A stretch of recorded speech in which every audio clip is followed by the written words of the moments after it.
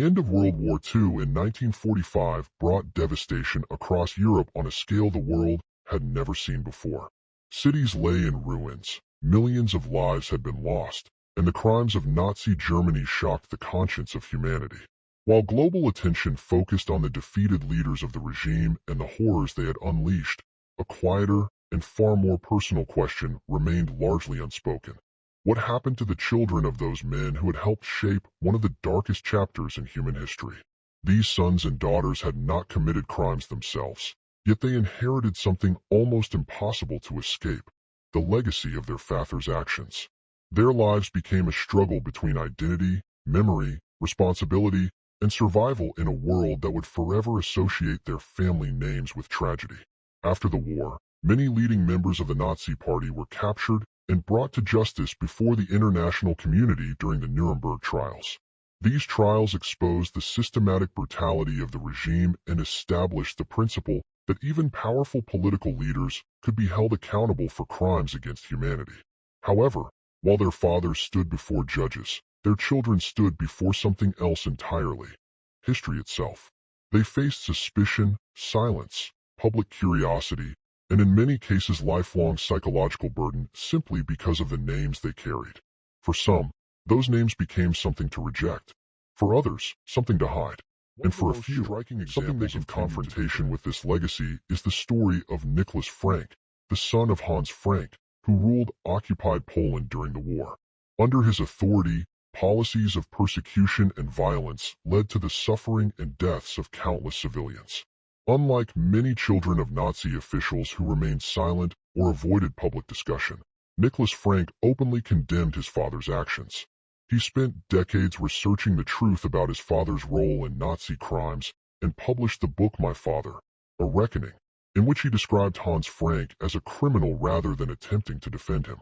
His decision to confront his family history publicly made him one of the most unusual voices among descendants of Nazi leaders and demonstrated how one generation can choose responsibility over denial. Another powerful and deeply unsettling story is that of Brigitte Haas, the daughter of Rudolf Haas, who commanded the infamous Auschwitz concentration camp. As a child, Brigitte lived with her family near the camp itself. To her, it appeared to be a normal home environment filled with ordinary childhood experiences. There were gardens, family routines, and daily life that seemed peaceful from inside the household.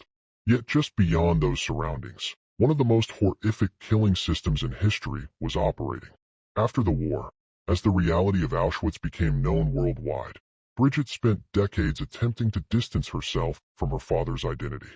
She avoided public attention and lived quietly for much of her life, illustrating how the weight of association with such crimes could shape a person's entire presents another example of a different path taken by the children of Nazi officials.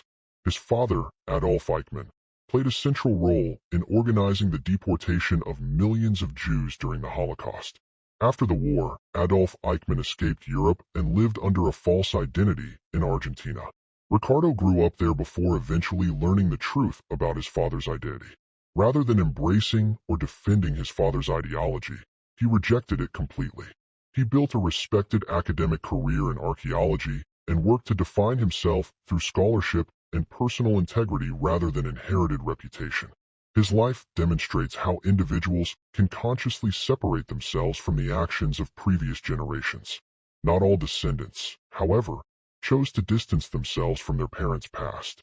The case of Gudrun Berwitz shows how memory and loyalty could take a very different form. She was the daughter of Heinrich Himmler, one of the principal architects of the Holocaust and the head of the SS organization.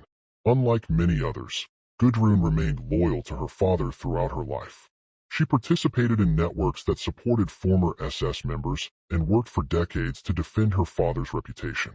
Her actions reveal how deeply ideology and family loyalty could remain rooted even after the collapse. An emotionally difficult story can be found in the life of Rolf Mengele, whose father Joseph Mengele became known as the Angel of Death because of the medical experiments he conducted on prisoners at Auschwitz.